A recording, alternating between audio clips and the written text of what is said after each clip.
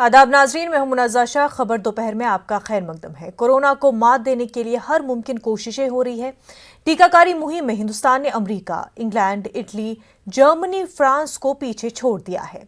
रियासतों में अनलॉक का सिलसिला जारी है। कोरोना बंदिशों में राहत दी जा रही है। तिजारती मराकज़, इबादत गाहें खोली जा रही है। दिल्ली में जिम, फिटनेस सेंटर, शादी खाने वगैरह खोलने की इजाजत दी गई है। वहीं राजस्थान में दफातर के साथ साथ इबादत गाहों को भी खोलने की इजाजत मिली है। लेकिन मुल्क भर में तालीम का शोबा अभी तक मुतासिर है। स्कूल, कॉलेज, यूनिवर्सिटीज और कोचिंग सेंटर्स खोलने की इजाजत अभी तक नहीं दी गई है। बच्चे ऑनलाइन पढ़ने पर मजबूर हैं और ऑनलाइन पढ़ाई तकनीकी तौर पर आसान नहीं है। इम्तहानात के हवाले से बच्चे शशोपंज में मुब्तला हैं। मजहबी प्रोग्राम्स, रैलियां और दीगर सरगर्मियां ठप है। ऐसे हालात में एक तरफ कोरोना वबा की रफ्तार में कमी की खुशी है, तो दूसरी तरफ बच्चों के मुस्तकबिल की अंधोनाकी डरा रही है। अब जरूरत इस बात की है कि कोरोना ज़ाब्तों पर अमलावरी जारी रहे, लेकिन वक्त और हालात के मद्देनजर रियासती और मरकजी सरकार तमाम शोबे में सूदमंद इकदाम उठाए ताकि जिंदगी का कोई शोबा मुतासिर न हो और आने वाले वक्त में पछताना न पड़े।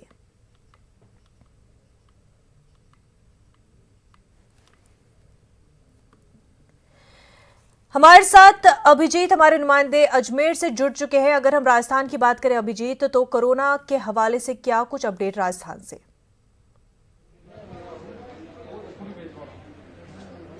देखिए, राजस्थान में अगर बात की जाए तो पिछले एक पखवाड़े के दरमियान कोरोना की जो रफ्तार है वो काफी धीमी हो गई है और इसी के चलते राजस्थान की हुकूमत ने जो कोरोना अनलॉक गाइडलाइन 3.0 जारी किया है, उसमें आज से तमाम प्रदेश के जो धार्मिक स्थान हैं, मंदिर, मस्जिद, गुरुद्वारा है, उन्हें खोलने की अनुमति दे दी गई है। सुबह 5 से शाम 4 बजे तक ये धार्मिक स्थान खुले रहेंगे। इसी की बानगी के तहत जो करीब 2.5 महीने से अजमेर में ख्वाजा गरीब नवाज की बारगाह जो जायरीन के लिए बंद थी, उसे आज सुबह 5 बजे जायरीन के लिए खोल दिया गया है। और हालांकि चूंकि 2.5 महीने के बाद आज पहली मर्तबा ये दरगाह खुली है, तो जायरीन की जो तादाद है, आमद है, वो बेहद कम है। लेकिन उसके बावजूद तमाम जो गाइडलाइंस है कोरोना प्रोटोकॉल की, उसे यहाँ पर पालन किया जा रहा है। तमाम जो दरगाह में प्रवेश के एंट्री गेट्स हैं, उन तमाम एंट्री गेट्स पर नो मास्क नो एंट्री के तहत जो है प्रॉपर चेकिंग की जा रही है। मास्क के बिना जायरीन को प्रवेश नहीं दिया जा रहा है। इसके अलावा सोशल डिस्टेंसिंग की पालना की गई है। आप जो देख सकते हैं, नीले जो गोले बनाए रखे हैं तमाम दरगाह के अंदर, ये सोशल डिस्टेंसिंग के लिए बनाए गए हैं ताकि जायरीन जो है वो सामाजिक दूरी की पालना करते हुए जो संभावित थर्ड लेयर की आशंका जताई जा रही है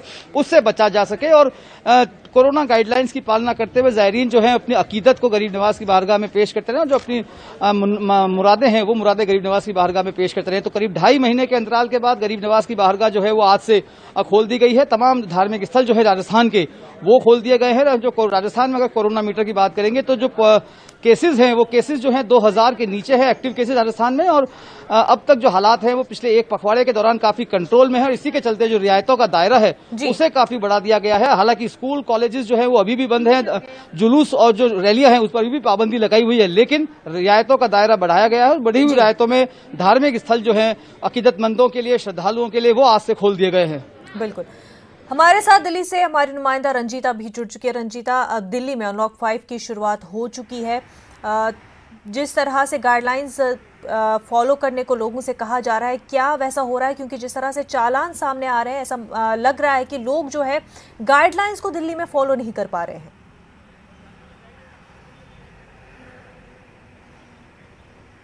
मनसा, देखिए, दूसरी वेव हम कह सकते हैं, जो दूसरी लहर की कहर जो है वो पूरे देश ने देखा और अब उसमें कमी आ रही है।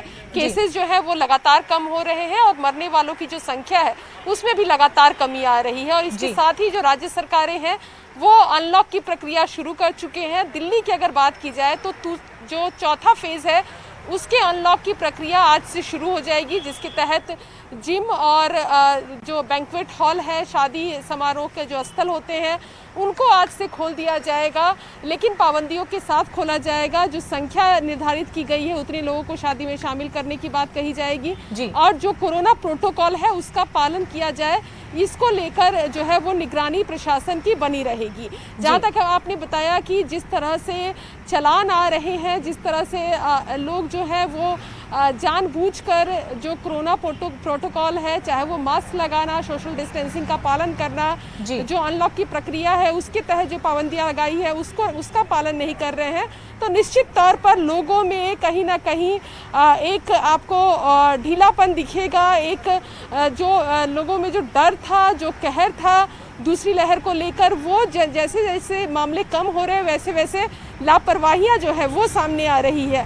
और उसकी सूरत में लोग मास्क नहीं लगा रहे हैं, सोशल डिस्टेंसिंग का पालन नहीं किया जा रहा है। अनलॉक की प्रक्रिया शुरू हुई है लेकिन लोग जो है वो पालन नहीं कर रहे हैं नियमों का। हालांकि ये भी राज्य सरकार और केंद्रीय सरकार की तरफ से लगातार लोगों को निर्देश दिए जा रहे हैं कि अगर वो कोरोना प्रोटोकॉल का पालन नहीं करते हैं तो आने वाले समय में जल्द ही तीसरी लहर देखने को मिल सकती है। इसके साथ ही दो जो अच्छी खबर है मैं वो आपके साथ साझा करना चाहूँगी मुनज़्ज़ा। एक तो ये है कि लगातार जो कोरोना के मरीजों की संख्या जो है उसमें कमी आ रही है। रिकवरी रेट जो है वो 56 जो है वो 96% से ज़्यादा हो गए हैं और पॉजिटिविटी रेट जो है वो कम होते जा रहा है। आज के अगर मौत के आंकड़ों की बात करें पिछले 24 घंटे की तो 900 से ज़्यादा मौतें हुई है, जो कहीं ना कहीं बहुत कम आंकड़ा है। जब दूसरी लहर चल रही थी तब ये आंकड़ा 4000 और 5000 तक पहुंच गया था 24 घंटे में। इसके साथ ही वैक्सीनेशन ड्राइव जो है उसमें कहीं ना कहीं रफ्तार आया है। जो वैक्सीन की नई नीति है जिसमें फ्री वैक्सीन फॉर ऑल की बात कही जा रही थी, जिसके तहत आज जो कीर्तिमान भारत ने जो है वो कायम किया है वो अमेरिका के से ज़्यादा है। अमेरिका से ज़्यादा वैक्सीन जो है वो भारत में दे दिए गए हैं। ये आंकड़ा कहीं ना कहीं इस ओर भी इशारा करता हुआ कि लोग वैक्सीन को लेकर अवेयर हो रहे हैं और लगातार वैक्सीनेशन ड्राइव जो है वो केंद्र और राज्य सरकार के तालमेल के साथ चलाया जा रहा है। बिल्कुल रंजीता, और जिस तरह से वज़ीर-ए-आज़म नरेंद्र मोदी ने भी अपने मन की बात में लोगों से अपील की कि वैक्सीन ज़रूर लगवाएं, जो अफवाहें फैलाई जा रही हैं, जो गलत बातें वैक्सीन के हवाले से कही जा रही हैं उन पर न ध्यान दें और वैक्सीन लगवाएं।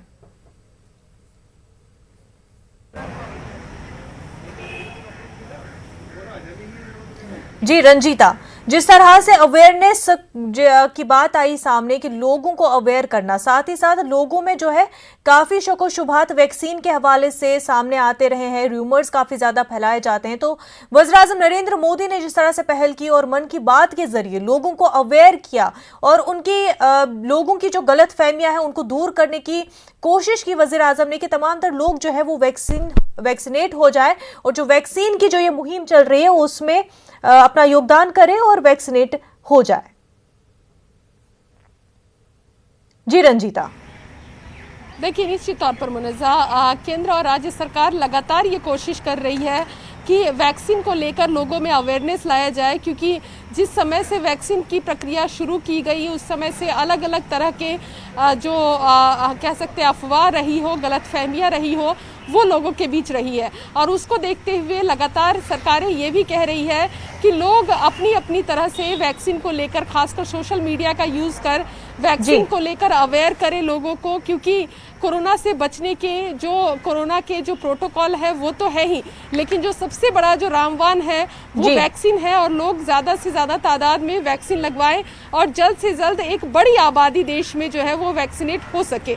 बच्चों के लिए अभी वैक्सीन नहीं है, लेकिन 18 साल से ऊपर तक के लोगों को वैक्सीन दिया जा रहा है और कोशिश यही है राज्य और केंद्र सरकार की कि ज़्यादा से ज़्यादा लोगों को वैक्सीनेट करे। हालांकि इस मामले को लेकर राजनीति भी कई बार मुनज़्ज़ा देखने को मिली। कई विपक्षी पार्टियां जो हैं वो आरोप लगाती रही कि वैक्सीन को लेकर जो विदेशी जो वैक्सीन है उसको लेकर जो नियम है उसको कहीं ना कहीं बदलने की ज़रूरत है सरकार को। और देखा भी गया कि इस मामले को लेकर सरकार जो है वो संज्ञान ली और विदेशी वैक्सीन को भी लगातार देश में इस्तेमाल करने के लिए उनके जो नियम थे उनको कहीं ना कहीं जो है वो सॉफ्ट किया गया, ताकि जो विदेशी वैक्सीन है वो भी देश में उपलब्ध किए जाए। आज की डेट पे अगर वैक्सीन की बात की जाए तो कोवैक्सीन, कोविशील्ड और इसके अलावा स्पुतनिक, ये 3 वैक्सीन जो है इसके डोजेज जो है वो लोगों को लग रहे हैं। इसके अलावा फाइजर और जॉनसन एंड जॉनसन, मडोना, ये सब जो है वो कतार में है। ये बताया जा रहा है कि सरकार इन सभी कंपनियों के साथ भी बातचीत कर रही है, फार्मा के साथ उनकी बैठकें हो चुकी है। DCGI जो है वो लगातार ये कोशिश कर रही है कि ज़्यादा से ज़्यादा जो फार्मा कंपनियां हैं उनको वैक्सीन देने की और वैक्सीनेट करने की इजाज़त भारत में मिल सके। बिल्कुल। अजीत हमारे साथ अजमेर से जुड़े हुए हैं। अजीत, काफी अरसे बाद दरगाह को अकीदतमंदों के लिए खोल दिया गया है। लोगों का हुजूम किस तरह से देखा जा रहा है? क्या लोग भीड़ में आ रहे हैं या फिर अभी कम ही तादाद में लोग वहां पर नजर आ रहे हैं?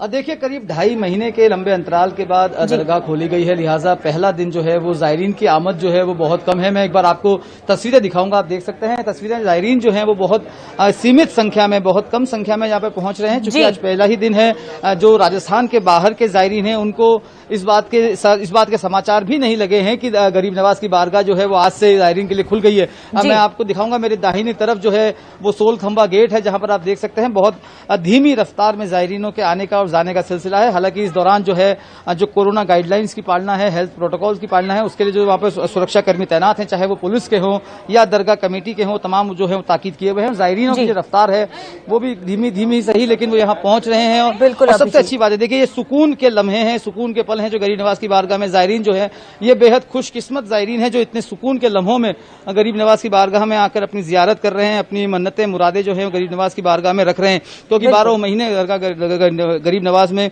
ज़ायरीनों का हुजूम जो है वो उमड़ता है और पैर रखने तक की जगह जो है यहाँ पर नहीं मिल पाती है। लेकिन इसे कोरोना का असर ही कहा जाएगा कि लगभग 2.5 महीने बंद रहने के बाद जब आज दरगाह शरीफ खुली है तो ज़ायरीन जो है वो यहाँ पर पहुंच रहे हैं। हालांकि उनकी आमद जो है वो बहुत धीमी है, लेकिन समय के साथ ये आमद भी बढ़ेगी। और ये सबसे बड़ी चुनौती होगी ऐसे उस वक्त में कि जिसकी जिला प्रशासन हो, चाहे दरगाह कमेटी हो या तमाम जो जिम्मेदार संस्थाएं हैं, वो किस तरीके से हेल्थ प्रोटोकॉल्स की पालना कराएंगी। और क्राउड मैनेजमेंट जो सबसे इंपॉर्टेंट एस्पेक्ट रहने वाला है स्पिरिचुअल प्लेसेस में, क्योंकि बहुत शिद्दत बड़ी संख्या में ज़ायरीन जो है यहाँ पहुंचते हैं, तो ऐसी संख्या में जब ज़ायरीनों की संख्या बढ़ेगी तो किस तरीके से क्राउड मैनेजमेंट यहाँ पर किया जाएगा जिससे न सिर्फ ज़ायरीनों को असुविधा न हो, बल्कि जो हेल्थ प्रोटोकॉल है, कोरोना गाइडलाइंस है, उसकी भी पालना हो, और जो तीसरी लहर की संभावना जताई जा रही है उस तीसरी लहर की संभावना से भी बचा जा सके। तो तमाम तरह के बंदोबस्त व्यवस्थाएं जो हैं वो पूरी की गई है। कोशिश यही की जा रही है कि सभी वर्गों को जो है खुश रखा जा सके। और सबसे बड़ी बात है, जो धार्मिक स्थल है उन्हें खोलने से जो श्रद्धालु हैं, जो अकीदतमंद हैं,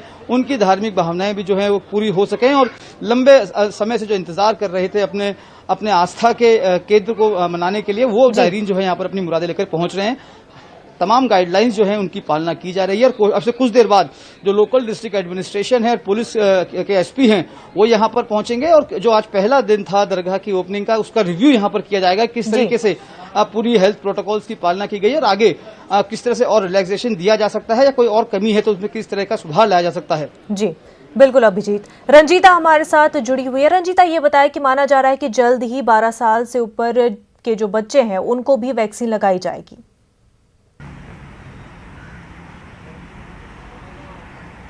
देखिए मुनिज़ा, इसको लेकर तैयारी जो है वो शुरू की गई है। ट्रायल जो है वो पटना एम्स में शुरुआत की गई है और दिल्ली एम्स में अब भी चल रही है उसकी ट्रायल।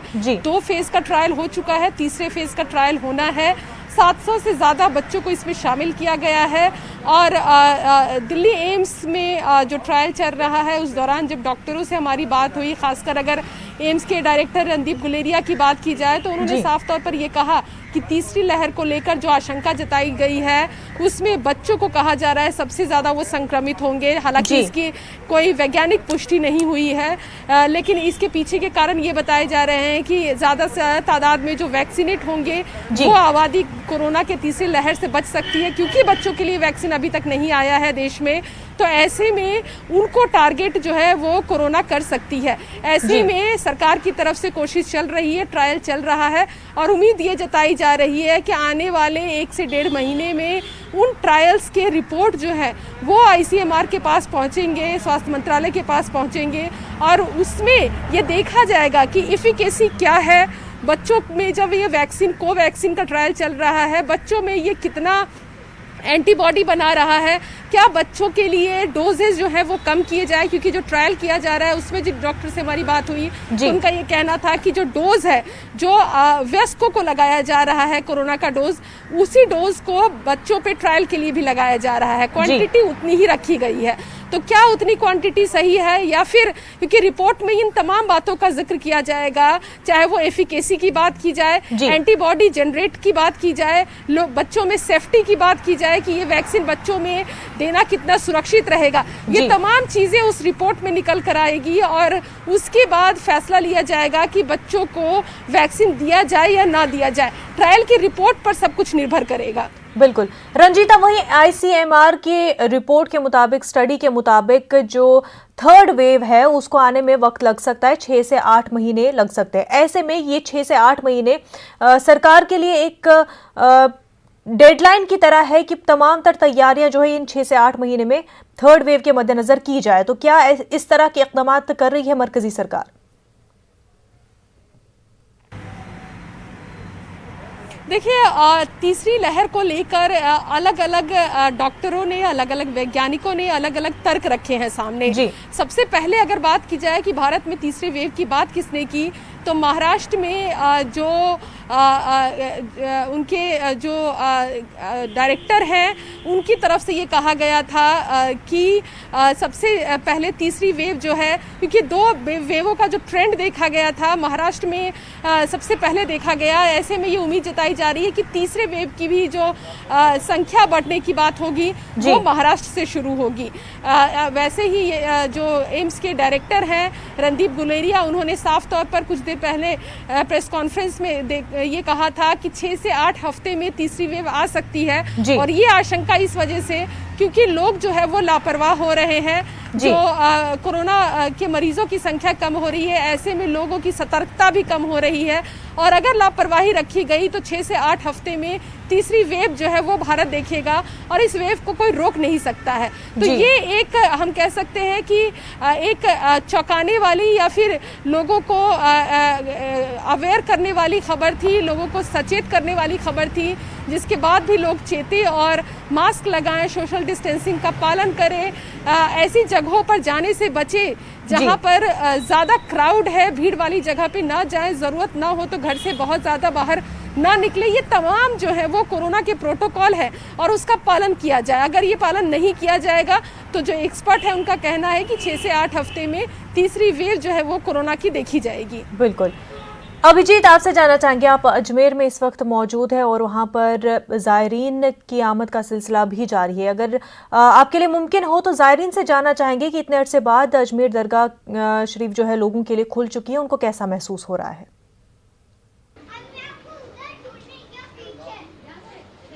देखिए, बिल्कुल मैं आपकी सीधी ज़ायरीन से बात कराऊंगा जो 2.5 महीने के लंबे अंतराल के बाद गरीब नवाज के दरबार पहुंचे। आप कहां से आए हैं और क्या आपने मुराद मांगी है?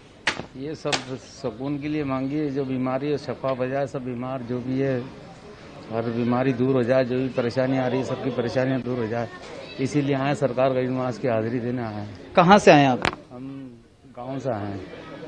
तो इतने टाइम तक दरगाह बंद थी तो आप मन में इंतजार कर रहे थे कब दरगाह खुले और अपनी मुराद लेके पहुंचे? इसीलिए आए, सरकार गरीब नवाज में बंद थी तभी आज खुला है, तो आज आए हैं सरकार गरीब नवाज में हाजिरी देने कि सबकी मनोकामना पूरी हो, सबकी हाजिरी कबूल हो जाए गरीब नवाज की हाजिर में, और जो भी इनकी मनोकामना है, जो भी बीमारी आई है, ये कोरोना बीमारी, इससे सबको निजात दिल जाए। तो देखिए, तमाम ज़ायरीन जो यहाँ पर पहुंच रहे हैं वो अपनी अपनी मुरादों के साथ साथ जो वैश्विक महामारी है कोरोना, उसकी जो दूसरी लहर का सबसे खतरनाक दौर जो देखा है देश दुनिया ने, उस दौर को देखते हुए यही दुआ की जा रही है कि जो एक्सपर्ट्स तीसरी लहर आने की संभावना जता रहे हैं, कम से कम उस तीसरी लहर से जो बचा जा सके, और उसके लिए बहुत जरूरी है कि वो हेल्थ प्रोटोकॉल की पालना की जाए, जो वैक्सीनेशन जो सबसे अहम हथियार है वो वैक्सीनेशन किया जा सके। आपको बताना चाहेंगे कि राजस्थान में वैक्सीनेशन की रफ्तार जो है वो काफी तेजी से आगे बढ़ रही है, और देश में वैक्सीनेशन के अगर आंकड़ों की बात करेंगे तो राजस्थान जो है वो सबसे अव्वल स्टेट में है, जहां बड़ी संख्या में पहले डोज जो है वो लग चुका है कई लोगों को। और अजमेर की अगर हम बात करें तो 25 लाख की जनसंख्या है और यहाँ पर करीब 11 लाख लोगों को कोरोना वैक्सीन का पहला डोज जो है वो लग चुका है। तो वैक्सीनेशन जो है वो सबसे अहम हथियार है, और यही ड्राइव जो है वो दरगाह में भी, चाहे वो दरगाह कमेटी हो, अंजुमन की कमेटी हो, तमाम लोग भी यही अपील कर रहे हैं कि ज़ायरीन जो है वो वैक्सीनेशन भी करवाएं, जो वैक्सीनेशन नहीं करवा पाए उनके लिए भी कोशिश यही की जा रही है। मैंने आपको बताया कुछ देर में डिस्ट्रिक्ट एडमिनिस्ट्रेशन जो है वो रिव्यू बैठक भी यहाँ पर लेगा, और कोशिश ये की जा रही है कि जो ज़ायरीन बाहर से यहाँ पर आएंगे और जिनमें से जिन ज़ायरीन का वैक्सीनेशन नहीं हुआ है उनके लिए अलग से वैक्सीनेशन सेंटर जो है यहाँ पर स्टैब्लिश किया जा सके, ताकि इस वैक्सीनेशन ड्राइव को और तेजी से आगे बढ़ाया जा सके और तीसरी लहर से बचने का हर मुमकिन कदम जो है, जो शासन और प्रशासन उठा सकता है, उसमें जो है अपनी सहभागी भूमिका निभाया जा सके। तो दो स्पिरिचुअल प्लेसेस हैं, वहां से भी यही संदेश जाएगा। दरगाह दीवान है, उन्होंने भी पिछले दिनों जो है वैक्सीनेशन किया है, अपनी पहली डोज लगाई है। उन्होंने भी अपील ये की तमाम ज़ायरीन से कि वो इसमें जो है आगे बढ़ सके, वैक्सीनेशन लगाएं और किसी तरह की भ्रांति में अपने आप को नहीं उलझाएं, अफवाहों पर ध्यान नहीं दें। और कोरोना से बचने का सबसे अहम कारगर उपाय जो है वो वैक्सीनेशन ही है, सामाजिक दूरी है, फेस मास्क है। ये जो बुनियादी जरूरतों की चीजें हैं, इनके जरिए ही कोरोना से बचा जा सकता है और कोरोना की तीसरी लहर से बचने का एकमात्र जो जरिया है वो वैक्सीनेशन और सामाजिक दूरी ही है। बिल्कुल अभिजीत, और अजमेर शरीफ को जायरीन के लिए खोल दिया गया है, तमाम तर इंतजामात किए गए हैं। अभिजीत, बेहद शुक्रिया आपका हमारे साथ बने रहने के लिए। रंजीता, आपसे जानना चाहूंगी कि जो सरकार का हदफ है कि एक दिन में 1 करोड़ डोजेस जो है वैक्सीन लगवाया जाए लोगों को, ऐसे में क्या माना जा रहा है, एक्सपर्ट्स का क्या कहना है कि हिंदुस्तान जो है पूरी तरह कब वैक्सीनेट होगा फर्स्ट डोज से?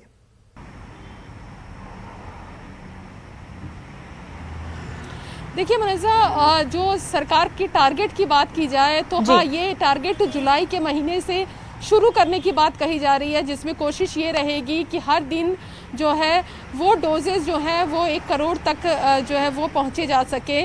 लेकिन इसके लिए जो सबसे ज़्यादा ज़रूरी है वो ये है कि वैक्सीन उतनी तादाद में देश के पास रहे। और इसको देखते हुए कोविशील्ड, कोवैक्सीन और स्पुतनिक वी, क्योंकि ये विदेशी कंपनी है, विदेश से पहला जो डोज था वो विदेश से मंगवाया गया था, रूस से मंगवाया गया था, और उस समय ही ये MOU किया गया था कि आने वाले समय में बनाने का काम, इस टीके को बनाने का जो काम है वो भारत में किया जाएगा। सिप्ला के साथ टाई अप किया गया था स्पुतनिक वी का, और क्योंकि समय जो है वो बचाने की कोशिश की जा रही थी भारत सरकार की तरफ से, और इसके साथ ही भारत की बनी हुई एक और वैक्सीन है जिसको भारत सरकार ने फाइनेंशियली जो है वो काफ़ी पैसे दिए हैं। कोशिश ये की जा रही है कि डोजेज जो है, चाहे वो कोविशील्ड जो है उसकी तरफ से हो या फिर कोवैक्सीन, उसकी जो क्वांटिटी है उसको बढ़ाने का काम किया जाए, क्योंकि जो टारगेट है उसके मुताबिक जो आबादी है उसको वैक्सीनेट होते होते दिवाली तक का समय, यानी ये माना जाए कि इस साल के अंत तक एक बड़ी आबादी जो है वो वैक्सीनेट हो सकेगी। तो ऐसे में सरकार की कोशिश जो है वो इस बात पर कि ज़्यादा से ज़्यादा वैक्सीन के डोजेज जो है वो भारत में बनाए जाएं, और अगर भारत में नहीं तो जो विदेशी वैक्सीन है वो ज़्यादा से ज़्यादा इंपोर्ट किए जा सके। बिल्कुल, हमारे साथ अरबाज भी राजस्थान से जुड़ चुके हैं। अरबाज, मजहबी मकामात राजस्थान में खोले गए, ऐसे में लोगों को जो चिंता हो रही है वो है बच्चों की पढ़ाई। बच्चों की पढ़ाई जो है सबसे ज्यादा मुतासिर हुई है पैंडेमिक में।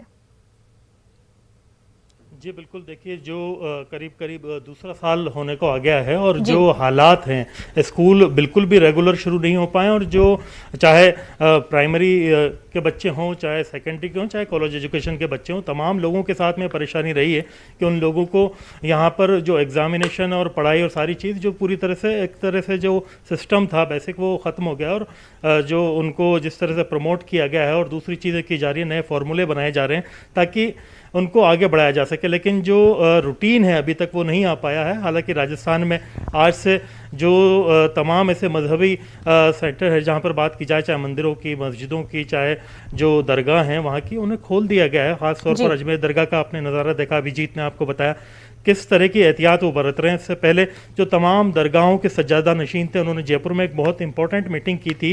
इस मीटिंग में उन्होंने एक फैसला लिया कि हम तमाम लोग मिलकर के, जैसे पहले एक मुहिम राजस्थान में शुरू की गई थी कि नो मास्क नो एंट्री, वैसे ही नो वैक्सीन नो एंट्री की शुरुआत करें, और इन तमाम जो बारगाहों में आने वाले ज़ायरीनों के लिए बाकायदा अलग से उन दरगाहों में ही वैक्सीनेशन सेंटर इस्टेब्लिश किए जाएं। जो लोग बिना वैक्सीनेशन के वहाँ पहुँचे उनको हाथों हाथ वैक्सीन लगाया जाए। हालांकि जो वैक्सीन की अवेलेबिलिटी है वो एक अपने आप में एक बड़ी परेशानी है, क्योंकि देखिए राजस्थान में आज भी अगर देखा जाए तो वैक्सीनेशन की कमी से ज़्यादातर जगह पर वैक्सीनेशन रुका हुआ है, लेकिन लोगों के अंदर बेदारी बहुत ज़्यादा आई है और लोग आगे बढ़ चढ़ करके वैक्सीनेशन करवा रहे हैं। ये एक अच्छी बात है।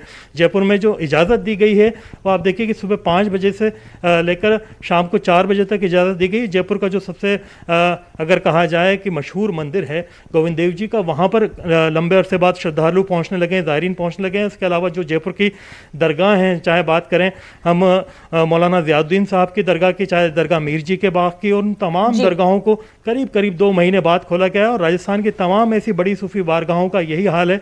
इन तमाम लोगों ने एक अच्छी बात ये दिखाई कि जो तीसरी लहर की सभी लोगों को फिक्र है, उस फिक्र के मद्देनज़र इन्होंने ये अपील लोगों से की है कि जो गाइडलाइंस है, चाहे वो मास्क की हो, चाहे गैदरिंग की हो, चाहे डिस्टेंसिंग की हो, चाहे वैक्सीनेशन की हो, उन तमाम चीज़ों को फॉलो किया जाए। कहीं ऐसा ना हो कि हम फिर से इन तमाम चीज़ों को खोल के एक रास्ता नए वेरिएंट के लिए या फिर तीसरी लहर के लिए बना दे। ये चीज़ नहीं होनी चाहिए, क्योंकि बहुत मुश्किल से हालात पहले के मुकाबले देखा जाए तो अब नॉर्मल होने लगे हैं। लोग बागों की ज़िंदगी फिर से शुरू होने लगी है। आज से सिटी बस की अगर बात की जाए तो वो सिटी बस की सर्विसेज फिर से बहाल की गई हैं। इससे पहले बस यहाँ पर नहीं चल रही थी, जयपुर में भी और राजस्थान में दूसरी जगहों पर। तो सरकार ने इजाज़त दी है, तमाम सरकारी दफ्तरों को खोला गया है। शाम को 6:30 बजे तक जो सरकारी मुलाजिम है वो अपने अपने दफ्तर जा सकते हैं, अपना काम कर सकते हैं।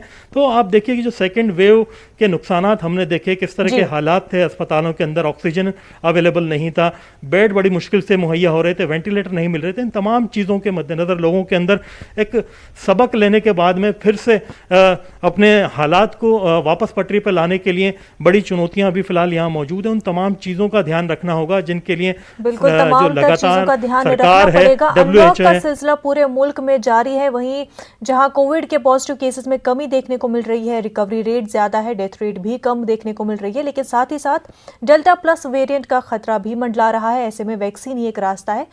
तो तमाम तर नाजरीन से ये अपील की जाती है कि वैक्सीन ज़रूर लगवाएं और तमाम तर गाइडलाइंस का भी एहतियात करें, उनको फॉलो करें। बेहद शुक्रिया रंजीता आपका, साथ ही साथ अरबाज आपका भी बेहद शुक्रिया। कोरोना वबा के दौरान बाहमी इमदाद और इंहिसार का जज्बा मुस्तहकम हुआ है। मुल्क इस वबा से मुत्तहिद होकर मुकाबला कर रहा है। टीकाकारी के ऐलान के बाद हम बेहतर ताउन करें, जिससे हम कोरोना को मात देने की जानिब कदम बढ़ा सकें। नेटवर्क 18 इस मुहिम में हर कदम पर आपके साथ रहेगा। जब तक सभी महफूज नहीं होते तब तक कोई भी महफूज नहीं होगा।